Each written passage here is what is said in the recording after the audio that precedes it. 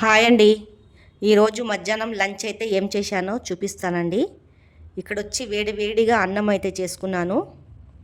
నా వీడియోలు full video అయితే పెడుతున్నానండి రెసిపీది. మంచి మంచి వీడియోలు అయితే రెసిపీది అయితే ఉందండి.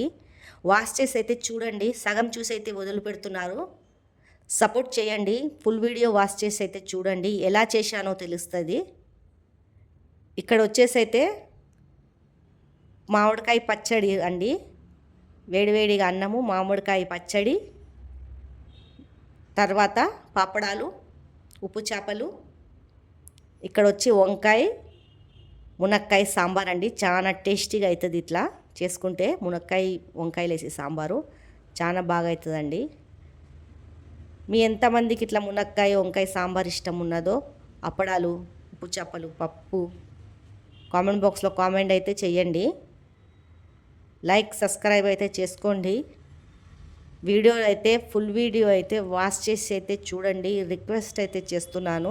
మంచి మంచి రెసిపీ అయితే ఉందండి దాంట్లో.